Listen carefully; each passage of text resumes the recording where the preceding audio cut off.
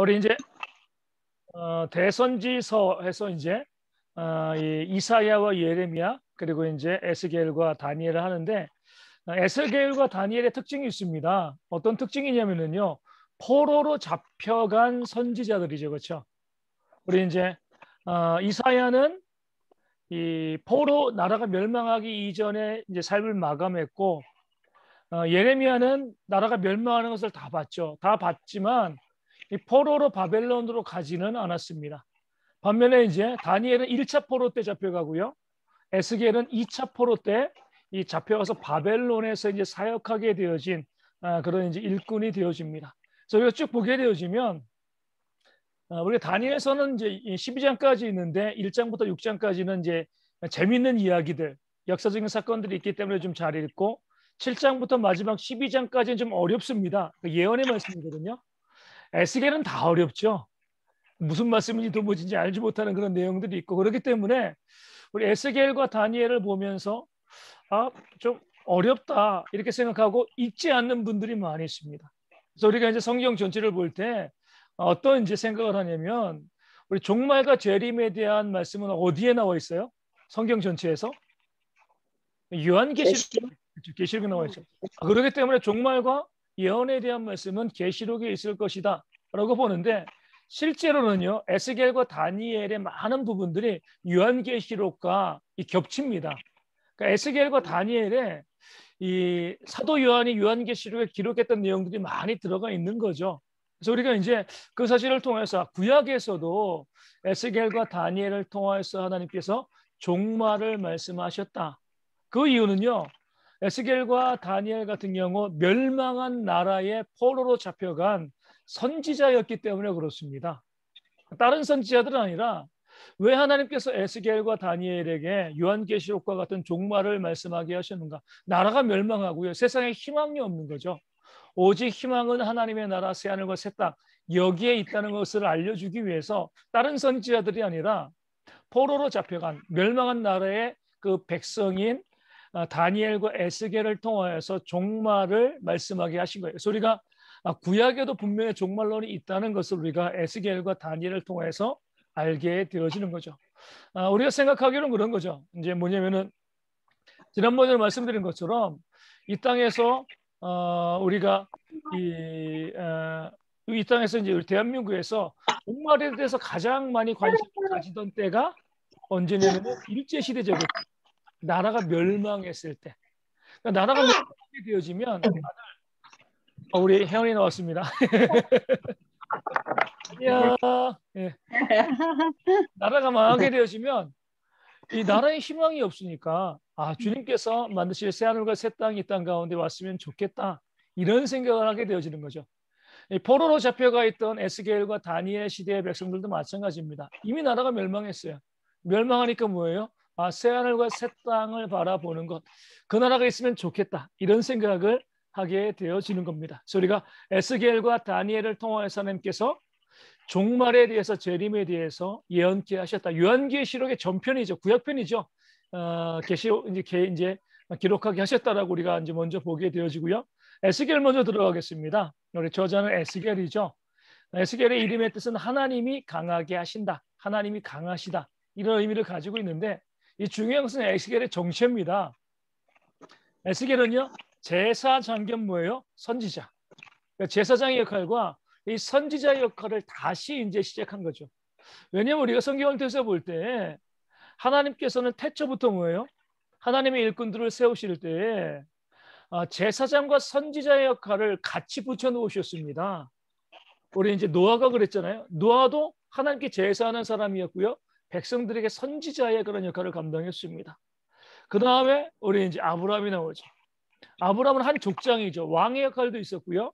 그리고 제사도 드렸고요. 또 선지자라고 성경이 부르고 있습니다.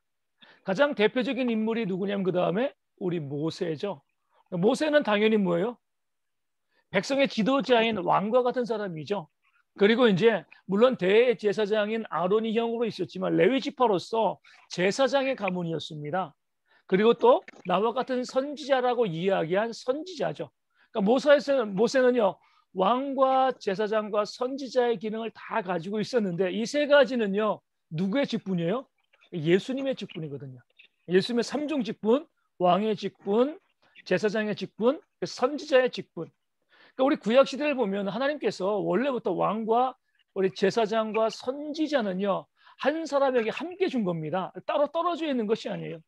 그리고 난 다음에 모세 이후에 사사의 시대도 마찬가지죠. 사사들도 어때요? 사사 자체가 나라를 다스리는 사람이었고, 또 제사 드리는 사람이었고, 또 선지자였습니다. 사무엘도 그러잖아요. 왕이었고요, 또 제사장이었고, 또 선지자였습니다. 이 세 가지가 구별되어지긴 하지만 분리되어지지 않고 함께 존재할 때 하나님이 통치하시는 거예요. 근데 언제 이 왕과 제사장과 선지자의 기능이 분리되었죠? 언제죠? 함께 있던 직분이 언제 분리됐어요? 왕이 세워지고. 왕이 세워지면서. 백성들이 우리에게도 이방과 같은 왕을 달라, 왕을 따로 분리하고 나니까 또 제사장이 또 세워지고 또 선지자, 각기 다른 사람들이 역할을 감당하면서 지난번 말씀드린 것처럼 우리 제사장은 주로 뭐예요? 왕의 편에서 여당처럼 권력을 누리는 자가 되었고, 선지자는요, 백성 편에 서면서 하나님의 메시지로 왕과 제사장들의 그 부패한 것들, 그 권력들을 비판하는 자로서 서게 되었습니다. 왕이 생기면서 백성들이 열국과 같은 왕을 원하면서 왕이 떨어지면서 제사장과 선지자가 다 같이 분리되었는데, 이렇게 분리되어진 것 자체가 뭐예요? 하나님의 통치가 아니라는 거죠. 하나님이 통치하신다는 것은 왕과 제사장과 선지자가 함께 역사하는 거예요. 그런데 왕이 세워지고 이제 세상과 같은 왕을 세우면서 제사장이 따로 세워지고 또 선지자가 따로 세워지면서 결과적으로 하나님의 통치가 아니라 사람의 통치가 되었다가 나라가 멸망하니까, 왕이 멸망하니까 에스겔처럼 뭐예요? 제사장과 선지자가 함께 다시 나타나는 겁니다. 그러니까 하나님의 통치가 다시 한번 시작되어지는 거죠. 이것이 완성된 게 누구예요? 예수님이죠. 왕과 제사장과 선지자 역할을 감당하는 거죠. 오늘 이 시대의 교회도 마찬가지입니다. 우리 교회에서 보게 되어지면은요, 교회가 하나님의 통치 가운데 있다라고 했을 때 왕과 제사장과 선지자가 함께 협력할 때 하나님의 통치가 있습니다. 우리 교회에서 우리 제사장의 역할을 하는 직분이 누구죠? 목회자죠. 그럼 교회에서 왕의 역할은 누가 감당해요? 다스림의 역할. 이 장로 권사님, 우리 교회로 말하면 리더십 미팅이죠, 그렇죠? 이제 교회 일꾼들이 이 교회를 다스리는 왕의 역할을 감당하고요. 그럼 선지자의 역할은 누가 감당해요? 교회에서? 선교사들? 선교사님들도 주로 이제 제사장의 역할, 선교사님은 다 감당한다고 볼 수 있는데, 교회에서 이제 야당의 역할은 누가 감당하죠? 주로 평신도들이. 네, 성도들. 네. 그러니까 성도들이 보면은 이제 우리 당회가 이제 왕이 세워지면서 왕과 제사장이 함께 협력하고 이 선지자가 이 왕과 제사장과 대립하는 구도가 있잖아요. 실제로 교회를 보면은요, 당회 안에서 목사님과 장로님들 또 교회 리더십 미팅이 하나의 어떤 이제 이 통치의 세력이 되어지면 성도들은 어때요? 약간 뭐랄까, 선지자 역할을 감당하면서 견제하는 그런 역할을 감당합니다. 그러니까 큰 교회일수록 심하죠. 평신도 협의회라든가 이런 것들이 많이 세워져요. 근데 이것이 다 하나님 보시기에는요, 합당하지 않은 거죠. 하나님께서 보시기에 가장 좋은 건 뭐예요? 왕과 제사장과 선지자가 서로 협력하고 하나 되어지는 것. 성령께서 하나 되게 하신 것을 이제 이뤄가시는 거죠. 좀 규모가 있는 교회들 같은 경우 보면은요, 목회자와 우리 교회 당회원들끼리 서로 싸웁니다. 서로 분리되어 있어요. 또 성도들과 목회자, 성도들과 당회원들이 서로 관계가 안 좋습니다. 이런 것들이 보면 하나님의 통치가 아니라 사람의 통치로 되어지는 거죠. 교회가 하나님의 통치를 온전히 받기 위해서는요, 목회자와 장로님들, 목회자와 리더십 미팅이요, 서로 친밀해야 돼요. 그러니까 교회를 이끌어가는 분들과 목회자가 좋은 관계 가운데 서로 협력해야 되고요, 목회자와 성도와의 관계가 좋아야 되고, 또 성도와 교회 리더십 미팅에 있는 그런 당회원들과의 관계가 좋아야 됩니다. 그럼 관계들이 좋게 유지되어질 때 비로소 하나님의 통치가 교회 가운데 이루어지는 거예요. 그런 면에서 보면 우리가 살고 있는 이 땅 가운데 많은 교회에서요, 하나님의 통치가 없죠. 목회자와 또 당회의원들, 성도들이 서로 견제하고 또 불편하고 다투고 싸우고 이런 교회들이 얼마나 많아요. 그런 모습을 보여주고 있는다는 것 자체가 하나님의 통치가 아니라 사람들의 교회를 이끌어간다는 거죠. 하나님이 통치하게 되어지면은요, 목회자, 교회 장로님들, 리더십 미팅에 있는 우리 교회 리더들, 성도들이요 서로 협력하면서 함께 교회를 세워 나가게 되어지면 거기에 비로소 하나님의 통치가 있다. 그렇기 때문에 이스라엘 백성들이 왕이 나뉘어지고 제사장이 나뉘어지고 또 선지자가 나뉘어진 그런 분리되어진 사람의 통치의 시대를 하나님께서 강제로 끝내게 하시고 종결케 하시고 왕을 제거하시고 난 다음에 제사장 겸 선지자 에스겔을 두셔서 하나님의 통치를 이 땅 가운데 다시 한번 실현하시는 것. 그래서 에스겔이 그 두 직분을 함께 가지고 있었다는 것이 가지고 있는 중요한 의미가 되어집니다. 에스겔의 사역 연대를 보면 에스겔은 2차 포로 때 여호야긴 왕과 함께 바벨론에 잡혀가죠. 그의 나이 25세 때인 BC 597년. 그리고 이제 포로된 지 5년째인 BC 592년에 30세의 나이로 하나님께 부르심을 받습니다. 그리고 난 다음에 22년간 사역을 감당하고요. 포로된 지 27년째인 BC 57년의 마지막 이상을 보게 됩니다. 에스겔이 있어가지고 그렇게 언제 포로로 잡혀갔고 언제 첫 이상을 보고 언제 마지막 이상을 받는지 정확한 연대까지 나오는 것은 에스겔이 일기처럼 시대 정확하게 순서별로 예언을 했기 때문에 그래요. 다른 이제 예언을 보면 뒤죽박죽이거든요. 근데 에스겔은 그렇게 하지 아니하고 순서대로 처음에 부르심을 받은 때부터 모든 예언들이 순서대로 어느 왕 때 정확하게 기록했기 때문에 에스겔의 사역의 연대를 정확하게 우리가 바라볼 수가 있고요. 에스겔이 사역한 장소는 텔 아비브라고 합니다. 우리 가나안 이 수도 옆에 있는 그런 땅인데 운하를 건설하는 곳이었어요. 포로로 잡혀간 이스라엘 백성들이 그래서 강제 노역을 한 거죠. 뭐 했겠습니까? 그거 가지고 포로로 잡혀가서 그 운하를 짓는데 강제 노역을 하는 그 와중에 누가 있는 거예요? 에스겔이 있는 거예요. 그 포로민 가운데 이 강제 노역하고는 과거에 이제 이스라엘 백성들이 출애굽할 때도 어때요?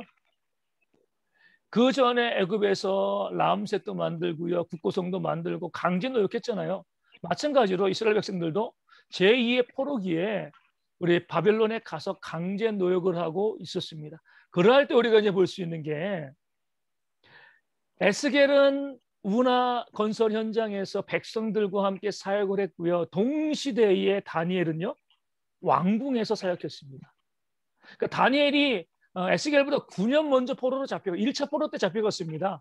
먼저 오고 에스겔이 나중에 왔는데 다니엘은 왕궁에서 권력자로서 그 사역을 감당했고요. 에스겔은요, 포로민 중에서 같이 노역하는 사람으로서 제사장 겸 선지자로서 그 사역을 감당했습니다. 여기서 또 우리가 하나님께서 주시는 중요한 의미를 바라볼 수가 있는 거죠.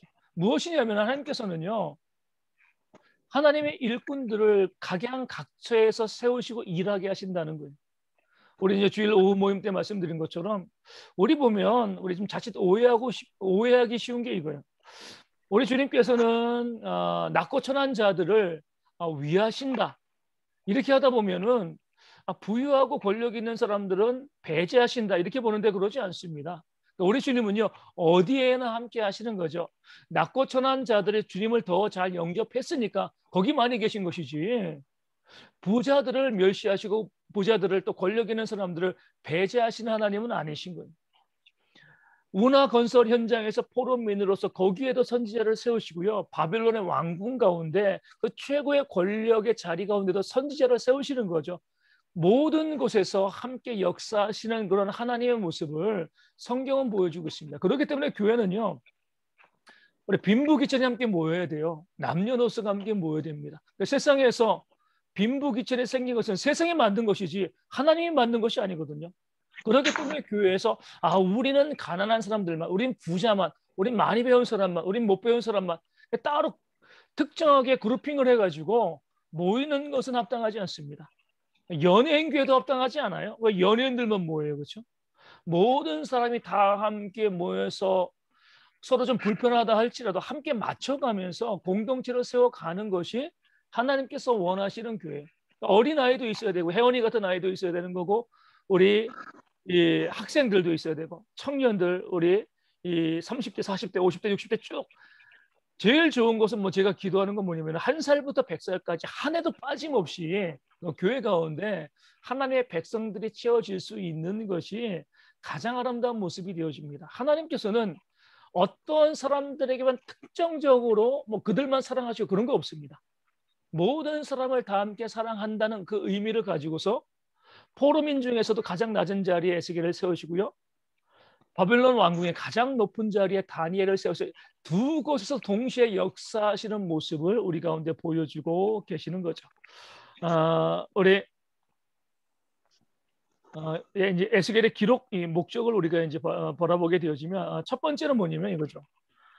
범죄의 결과로서 너희가 멸망했다. 이 사실을 알려주고 있습니다. 어떻게 보면 당연하죠.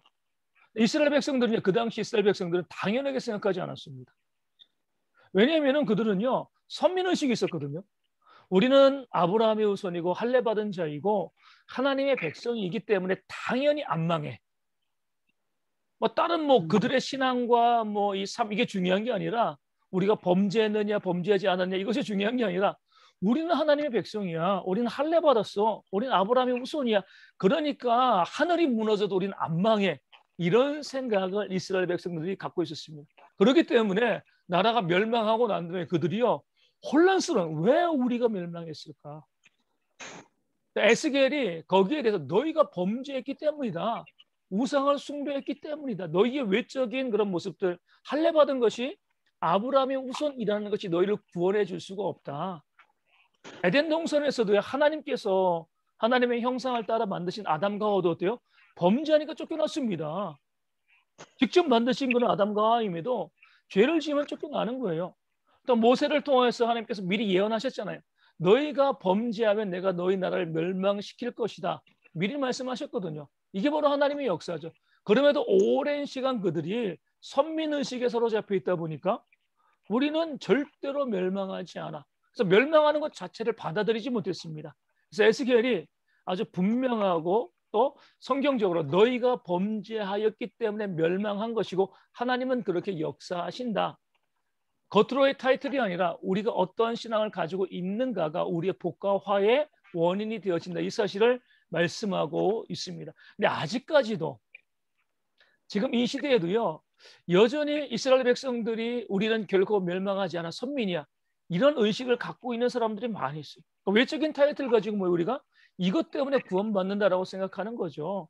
가장 대표적인 것이 카톨릭입니다. 카톨릭은요. 이것저것 없어요. 교회 등록하고 성당에 등록하고 미사 받으면 구원받는 거예요. 뭐 믿음이 있는지 없는지 중요하지 않습니다. 등록했느냐 등록하지 않았느냐.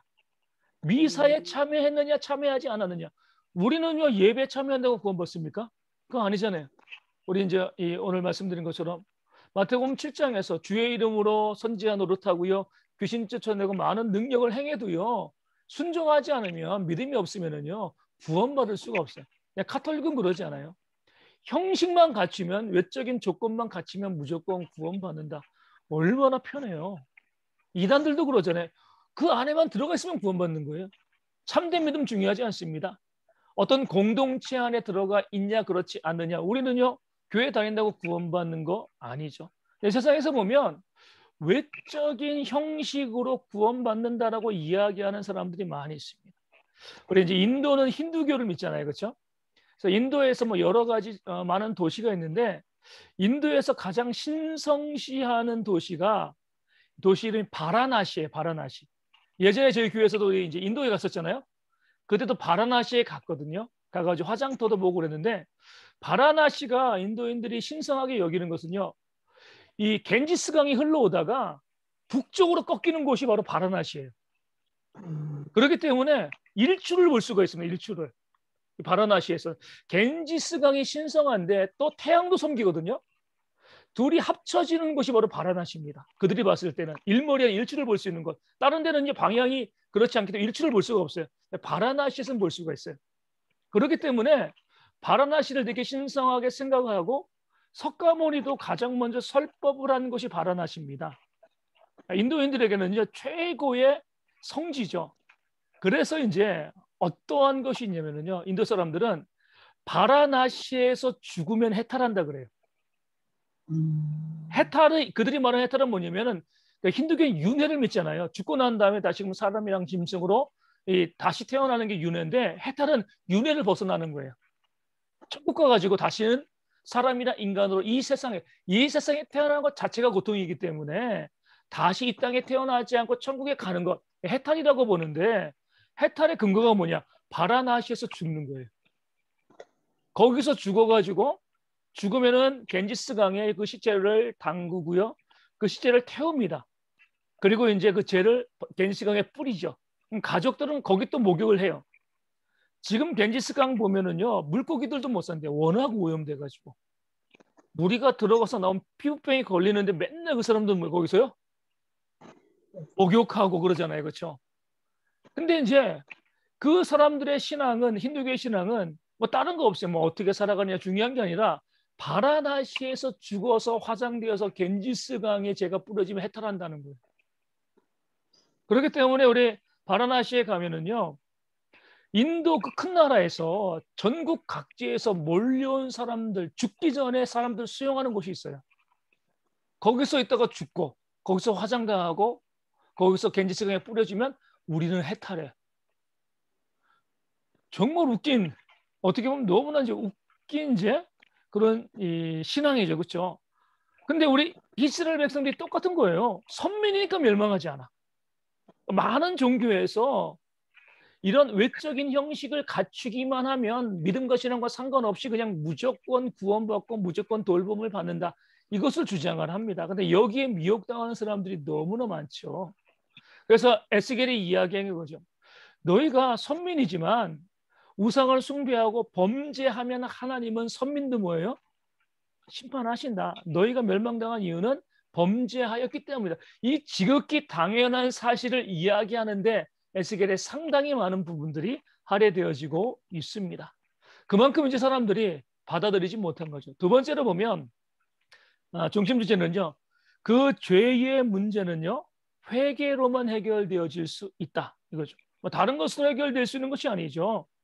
죄의 문제 하나님께서 오직 회개할 때 그 문제를 해결해 주신 거예요. 너희가 죄 때문에 멸망되어서 이 땅 가운데 왔으니까 뭐 하라는 거예요?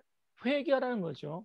회개할 때 하나님의 돌보심이 하나님의 회복하심의 역사가 너희 가운데 있게 되어질 것이다. 이렇게 이제 말씀하고 있는 겁니다. 우리도 그러잖아요. 병들면은요. 그 원인을 찾아서 치료해야지. 다른 거 아무리 해봤자 소용이 없습니다. 그래서 우리 뭐 코로나 걸린 사람들이 뭐 밥 많이 먹는다고 낫나요? 가가지고 이제 치료받고 이렇게 해야지 원인을 제거해야죠. 이스라엘 백성들도 마찬가지예요. 너희가 멸망하고 여기에 포로로 잡혀온 원인은 너희가 범죄했기 때문이니까 회개하라. 회개하는 것이 너희가 회복되어질 길이다. 어떻게 보면 에스겔은요 가장 기본적인 신학을 알려주고 있습니다. 우린 너무나 잘 알고 있다고 생각되어지는데 실천되어지지 못하고 있는 부분들을 말씀하고 있는 거죠. 세 번째로 이제 그 에스겔의 기록 목적은요. 하나님의 주권을 이야기하는 거죠. 무려 49번이나 나는 여호와다. 이런 선포가 나오고요. 40회 이상 여호와의 말씀이 내게 임하여 가라사대 말씀하시되 이렇게 나와 있습니다. 하나님이 말씀하시고 나는 여호와이다. 이 사실을 계속적으로 이야기하는 거예요. 나라가 멸망했잖아요. 그러면서 이제 에스겔로 다른 선지자들처럼 열국의 뭐 바벨론도 그러고 주변 나라 에돔도 시돈도 그러고 나라들의 멸망을 다 이야기합니다. 우리도 멸망했지만 주변에 있는 그 강대국 지금은 힘을 그렇게 보여주고 있지만 이 나라들도 다 멸망당할 것이다. 왜냐하면 하나님께서 역사의 주인이시기 때문이다. 하나님을 믿고 의지하라는 거죠. 그동안 하나님 믿지 아니하고 자기들의 힘을 믿고 또 바벨론과 애굽 줄타기 하면서 그 주변 열강들을 믿고 의지했는데 결국엔 멸망한 거 아니냐. 그런 열강들로 결국 멸망한다. 하나님께서 역사의 주인공이시기 때문에 우리가 오직 하나님을 섬길 때 다시금 회복되어질 수 있다. 하나님만을 섬기라. 이런 의미에서 하나님의 주권을 에스겔은 강하게 말씀하고 있고요. 그리고 또 하나님께서 택한 백성을 반드시 회복시켜 주신다. 결코 포기하지 않으신다. 그러니까 바빌론의 포로로 잡혀가 있으면서 얼마나 그들이 황당하고 두려웠겠습니까? 또 게다가 이제 그들이 포로로 잡혀갔을 때 초기에는 아직까지 이스라엘 이제 남유다가 멸망하지 않았습니다. 그러니까 남유다에 있는 사람들은 이렇게 생각을 했어요. 남아 있는 우리는 진짜 선민이고 포로로 잡혀간 그 사람들은 믿음이 진짜 선민이 아니야. 뭔가 문제가 있으니까 그들은 잡혀간 거야. 그러니까 이런 이제 시각들이 있었습니다. 남아 이제 바벨론 포로로 잡혀간 사람들이 기가 막힌 거죠. 이 포로로 잡혀간 것만 해도 너무나 황당한데 그들의 믿음에 대해서 부정당하고 있는 그런 모습이 있기 때문에 에스겔이 그들에게 이야기하는 것은 하나님께서 이 남은 자들 포로로 잡혀간 이들을 통하여서 다시금 회복을 시켜주실 것이다. 우리가 죄를 회개할 때 다시금 회복의 역사 우리 가운데 일어날 것임을 보여주는 거죠. 징계는요. 하나님 우리를 사랑하기 때문에 주어지는 것이다. 우리를 멸망시키기 위해서가 아니라 다시금 회복시키기 위해서 이러한 하나님의 역사가 있었다. 이 사실을 포로로 잡혀가서 절망하고 있던 사람들에게 보여주고 있는 겁니다. 그래서 에스겔에서 가장 중요한 장은 몇 장일까요? 에스겔. 우리가 에스겔에서 딱 하나 알고 있는 게 뭐예요? 마른 뼈죠, 마른 뼈. 그렇죠? 37장이에요. 네. 마른 뼈가 골짜기에 가득했는데 하나님의 명령이 있으니까 그 뼈들이 서로 맞춰져 가지고 사람의 형태를 이루고요. 거기 살이 붙고 핏줄이 붙고 하나님께서 생기를 명령하시니까 그들이 살아서 군대가 되었습니다. 에스겔의 핵심적인 장이죠.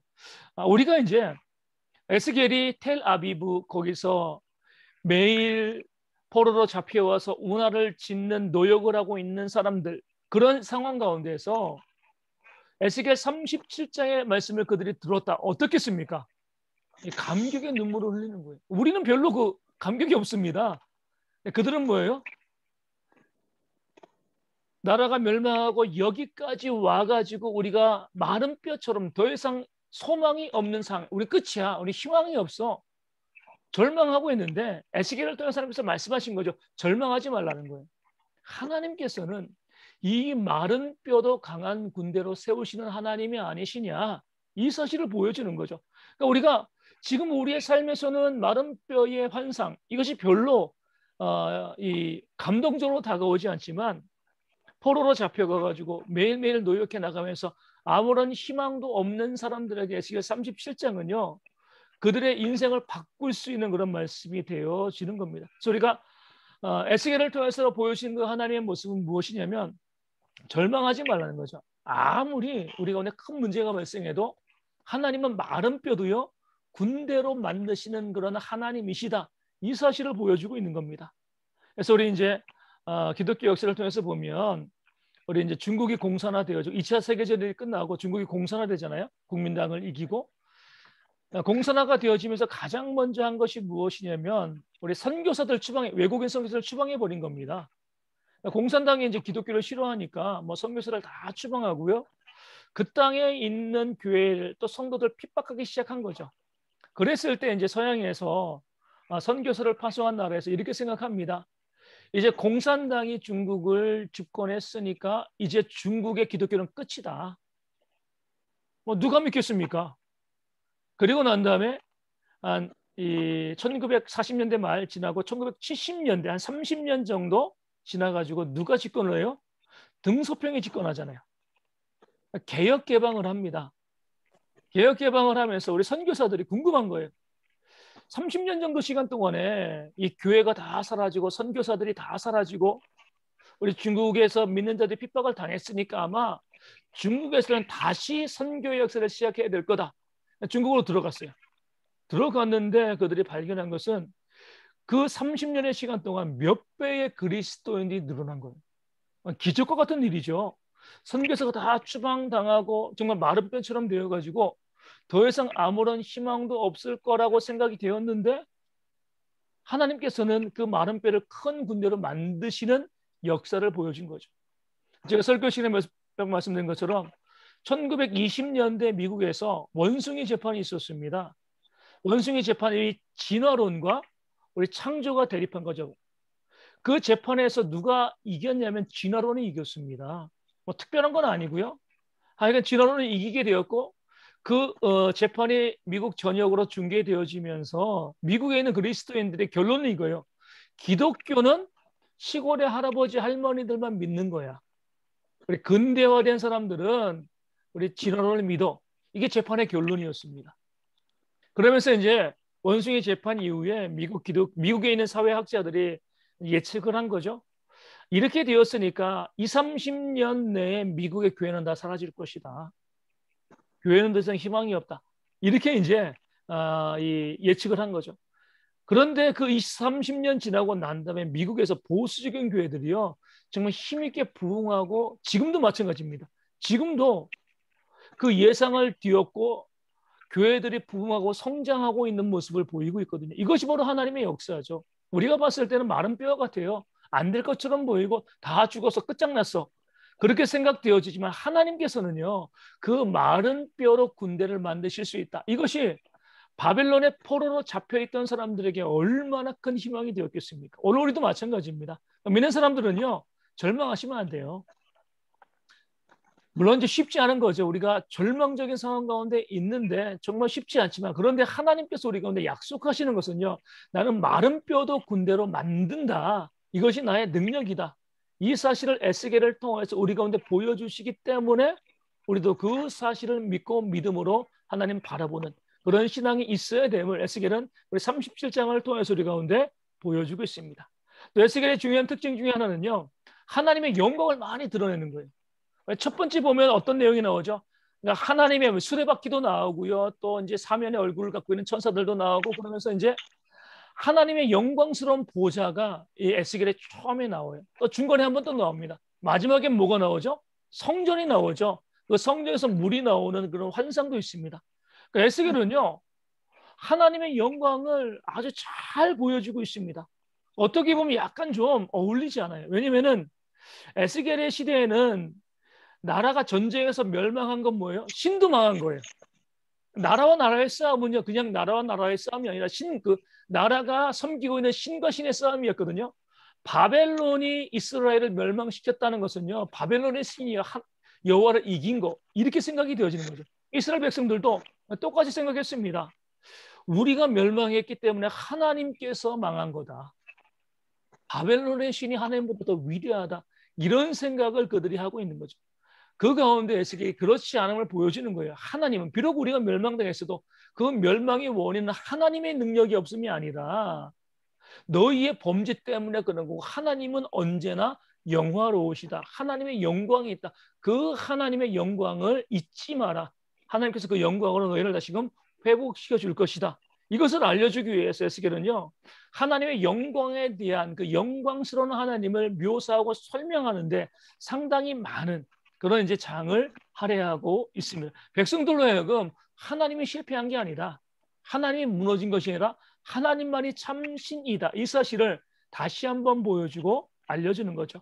마지막으로 이제 우리 에스겔은요, 계시록과 같은 곡과 마곡의 심판들, 또 새 성전, 또 새 예배, 우리 새 땅에 대한 그런 요한계시록의 예언들을 상당히 많이 담고 있습니다.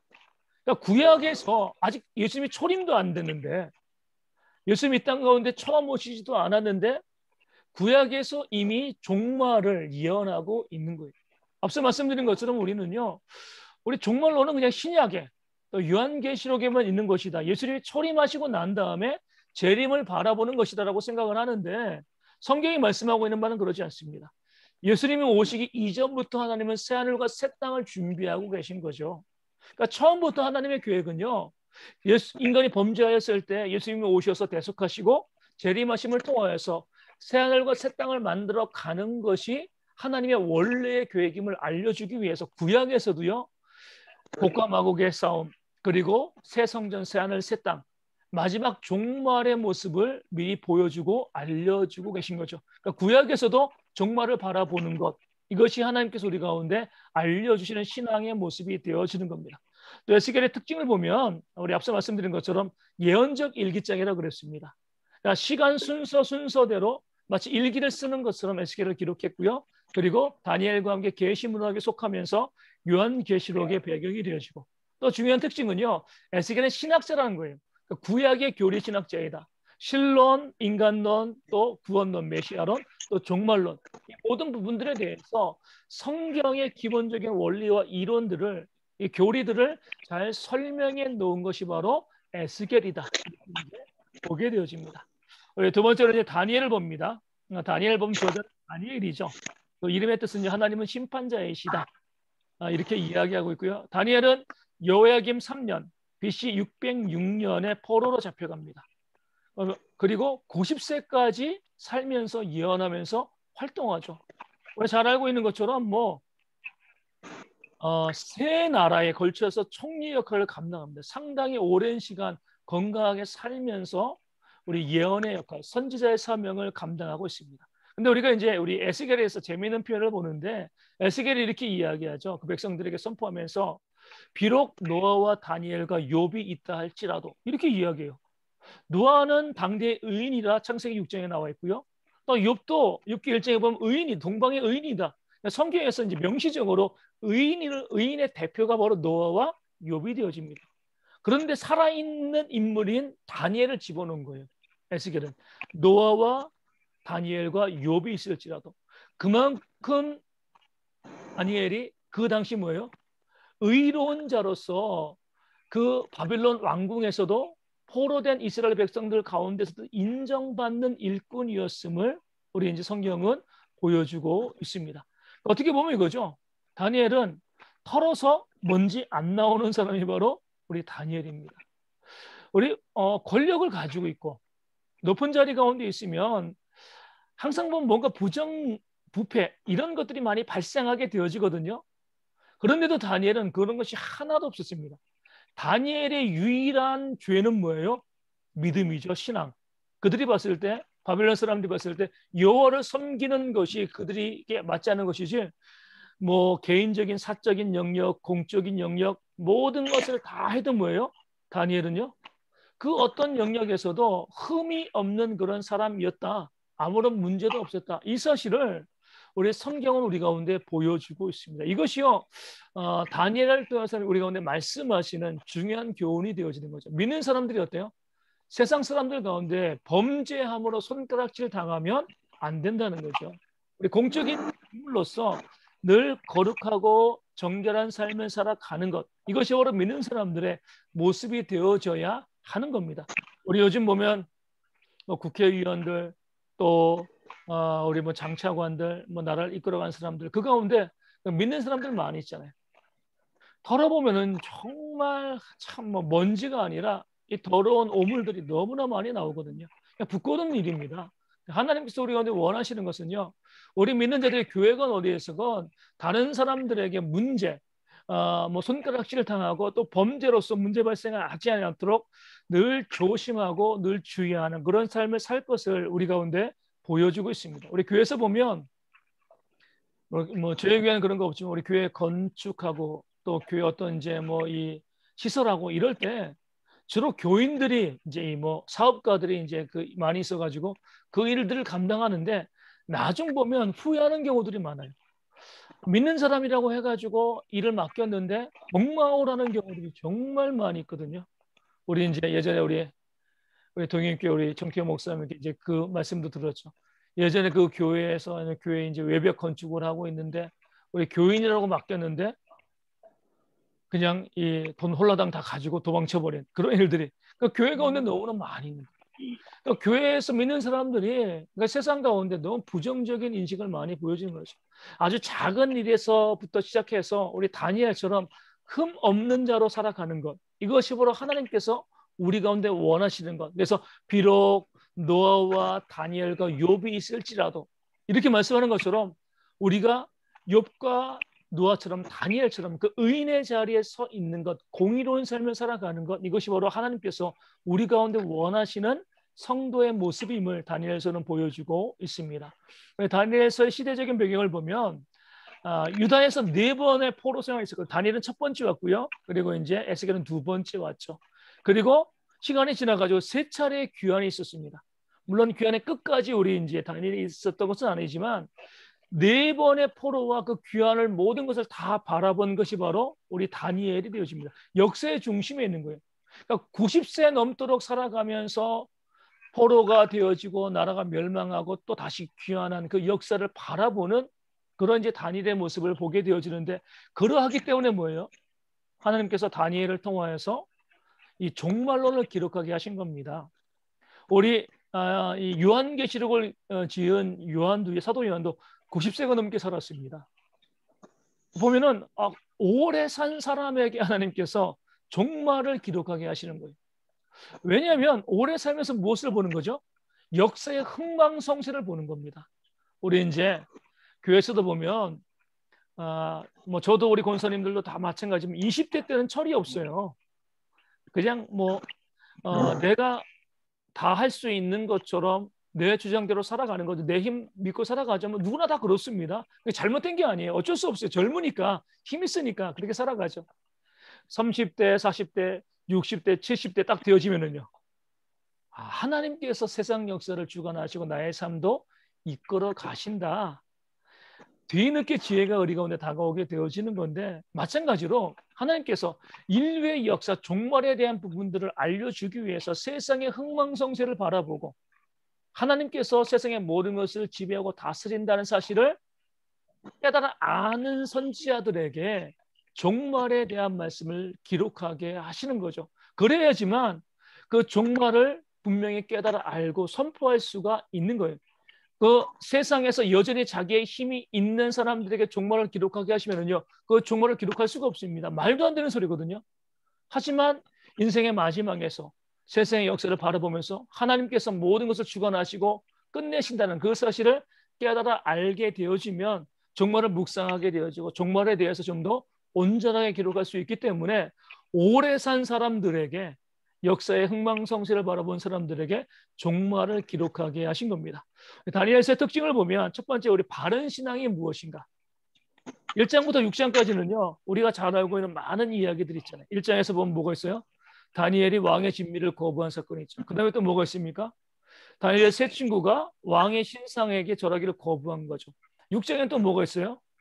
왕의 명령을 거부하고요, 계속해서 하나님께 기도하는 그런 다니엘의 모습이 나와 있습니다. 다니엘서는 어떻게 보면 저항의 책이에요. 그러니까 세상에 타협하고 그 세상과 손잡으면 그 성공할 길이 열리는 것처럼 보이지만 그렇지 않다는 거죠. 우리가 믿음 갖고 있는 사람으로서 아무리 세상이 유혹을 하고 위협한다 할지라도 오직 하나님만 온전히 신실하게 믿고 나아가는 것, 타협하지 않는 그런 신앙을 가질 때 하나님께서 우리를 지키시고 인도하신다. 그러니까 종말을 바라보는 자들의 신앙의 모습을 보여주는 거죠. 조금 더 참고 기다리면 하나님의 역사가 있을 것이니까 뭐 권력이라든가 돈이라든가 세상의 유혹 가운데 흔들리지 아니하고 오직 하나님만을 섬기는, 비록 우리가 풀무불에 들어가고 사자굴에 들어간다 할지라도 믿음 잃지 않고 온전히 신앙생활을 해나가는 그런 마지막 종말의 시대의 사람들을 격려하기 위해서 우리 다니엘서가 바른 신앙의 모습을 보여주고 있고요. 또 다니엘서는요, 우리에게 역사는 직선이다. 창조부터 종말까지 하나님께서 쭉 역사를 이끌어 가신다는 사실을 보여주고 있습니다. 특별히 우리가 다니엘서 11장에 보면은 좀 이해하기 어려운 내용들이 나옵니다. 어떤 내용들이 나오냐면요, 다니엘이 죽고 난 다음에 일어날 세상의 역사를 너무나 정확하게 예언하고 있습니다. 그러니까 다니엘이 살아있을 때 역사라고 하면 우리가 이해하지만 다니엘이 죽고 수백 년 뒤에 일어날 일들, 우리 이 바벨론과 이제 헬라가 이제 누구죠? 우리 이제 알렉산더 대왕이 이후에 나라가 넷으로 갈라지고 북방왕과 남방왕, 이제 애굽이랑 위에 나라죠. 서로 다투고 싸우다가 나중에 로마가 등장하고 클레오파트라가 등장하고 이런 모든 것들에 대해서 마치 보고 쓴 것처럼 다니엘은 이 다니엘서 11장에서 그 앞으로 이루어질 역사의 내용들을 쭉 기록하고 있습니다. 그렇기 때문에 어떤 사람들은 이렇게 주장해요. 다니엘서는 다니엘이 기록한 것이 아니다. 그 이후의 역사를 바라보면서 사람들이 기록한 것이다 라고 이야기하는데, 성경을 믿지 못하니까 그런 거죠. 하나님께서 그 뒤에 일어날 모든 역사를 바라보시면서 다니엘로 하여금 미리 알게 하시고 그것을 기록하게 하신, 물론 다니엘은 정확한 내용은 몰랐겠지만 하나님께서 그에게 보여주시고 기록하게 하신 거죠. 그래서 우리가 이제 이렇게 봐야 되는 거죠. 그러면 다니엘이 11장을 통해서 수백 년 뒤의 일들을 아주 세밀하게 예언했는데 모든 것들 다 결정되어 있는 것입니까? 숙명론입니까? 이렇게 이제 이야기할 수 있는데 그건 아니죠. 하나님께서 앞으로 되어질 일들을 결정하지 않으시지만 이미 알고 계신 겁니다. 우리가 자주 이야기하는 것처럼 우리 바둑을 둘 때도 그러잖아요. 이 고수와 하수가 있으면 어때요? 고수는요 몇 수를 내다봅니다. 10수 넘게도 내다보는 거죠. 내가 여기에 돌을 두면 얘는 여기에 둘 거고 나는 여기 두면 또 여기 둘 거고 아직 아무 일도 발생하지 않았는데 고수는 정확하게 알죠. 그래서 고수가 여기다 돌을 두면은요 예측한 대로 하수는 거기다 돌을 두고 이렇게 나가면서 우리 바둑을 두고 이기게 되어지는데 사람도 그렇게 예측할 수 있다라고 하면 하나님께서 지금의 모습을 보고 앞으로 어떻게 되어질 일들을 충분히 알고 계시는 거죠. 결정해 놓으시고 우리를 그대로 이끌어 가시는 것이 아니라 지금의 모습을 통해서 이미 모든 일들을 아시고서 앞으로 되어질 일들을 다니엘을 통해서 우리 가운데 예언하게 하시는 그런 하나님의 모습들이 다니엘서 11장 가운데는 우리 보여지고 있고요. 다니엘서에서 보면 또 다른 특징은요. 천사론 또 메시아론 종말론이 분명하게 나옵니다. 어떻게 보면 영적인 부분들이 천사도 메시아도 종말론도 천사는 영적인 부분이고 그 당시에는 메시아도 아직 안 왔고요. 종말은 아직까지도 임하지 않았잖아요. 그러니까 영적인 부분인 거죠. 눈에 보이지 않는 것이지만 다니엘이 말씀하고 있는 것은 보이지 않는 그것을 실제로 보여지게 하는 것은 뭐예요? 믿음이죠. 믿음은 바라는 것들의 실상이고 보이지 않는 것들의 증거이기 때문에 그러죠. 비록 보이지 않지만 실제한다. 종말은 반드시 다가올 것이고 메시아도 땅 가운데 오실 것이고 천사도 있다. 뭐 가브리엘도 하고 그러잖아요. 그러니까 보이지 않는 것을 실제로 눈으로 보게 하는 그 믿음에 대해서 믿음으로 영적인 세계를 보고 마지막 때를 준비하는 것을 다니엘은 우리 가운데 보여주고 있습니다. 다니엘을 세우신 이유를 우리가 볼 필요가 있어요.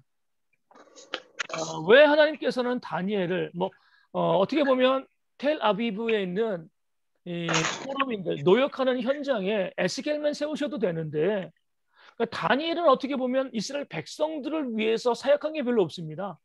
왕궁에서 이방인의 이 총리로서 이방원의 총리로서 그 나라를 다스리는 일을 했고 백성건 조금 포로민과는 상관없는 그런 사역을 감당했거든요. 근데 왜 하나님께서 그 바벨론의 왕국에 다니엘을 그렇게 세우셨을까? 그 이유는요. 백성들에게 소망을 주시기 위함이죠. 백성들은 포로로 잡혀가면서 우리는 버림받았다. 더 이상 하나님이 우리를 인도하시지 않을 것이다. 그런 절망 가운데 빠져 있는데 에스겔 37장을 통해서 마른 뼈를 군대로 세우시는 그런 역사를 보여주시고요. 그 증거가 다니엘이 되어지는 거죠. 어떻게 포로가 이 포로로 잡아간 나라의 총리가 될 수 있습니까? 그것도 나라가 또 멸망했는데 멸망한 나라의 총리가 되어지고 또 멸망했는데 멸망한 나라의 총리가 되어지고 이건 말도 안 되는 일이거든요. 우리도 이제 조선 역사를 보면은요. 우리 이 정몽주죠, 정몽주. 이방원에게 맞아 죽잖아요. 그렇죠? 고려의 충신은요. 이 조선에서 살 수가 없습니다. 나라가 바뀌면은요. 우리 다 바뀌는 우리 뭐 대통령도 그러잖아요. 정권이 바뀌면은요. 다 싹 갈아엎습니다. 뭐 장관들 계속 유지하는 경우들 별로 없어요. 그러니까 자기 입맛에 맞는 사람들로 장관들을 세우는 거 어떻게 보면 당연한 거죠.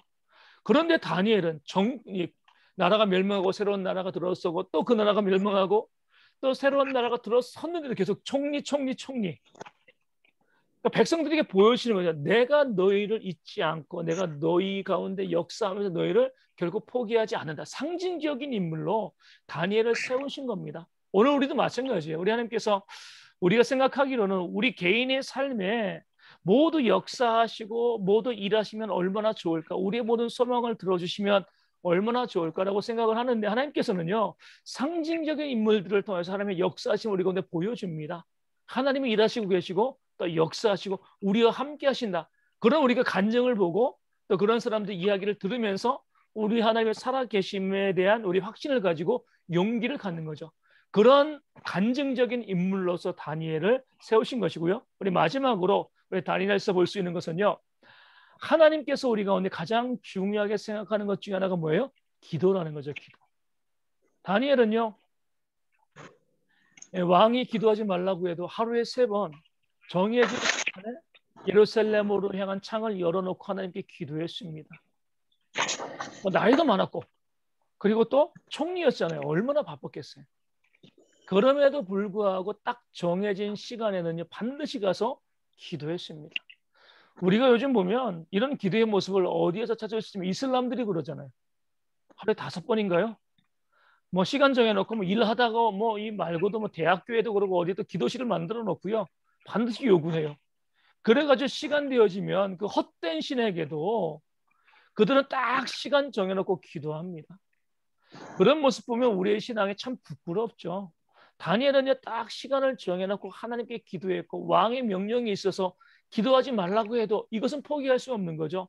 그러니까 기도하다가 사자굴에 갇힌다, 그러니까 사자굴에 던져진다 할지라도 내가 죽는다 할지라도 기도를 포기하지 않는 모습을 다니엘이 보여주고 있습니다. 그런 기도가 오늘 우리 가운데 회복되어질 때에 하나님의 역사가 나타나는 거예요. 그러니까 다니엘처럼 우리도요 시간을 정해놓고 기도하셔야 됩니다. 그러니까 하나님께 기도하는 시간을 미리 만들어 놔야지. 우리 많은 분들은 어떤 분들이 이렇게 생각해요. 시간 되면 기도하지 뭐. 시간 나면 기도하지 뭐. 이러면 안 돼요. 딱 시간을 정해놓고 그 시간은 우리가 놓치지 아니하고 하나님께 기도하는 모습이 있을 때 다니엘이 사자굴에서 살아난 것 같은 그런 하나님의 놀라운 역사를 우리도 경험할 수 있다는 사실을 다니엘서는 우리 가운데 보여주고 있습니다. 여기까지 하고 혹시 질문 있으신가요?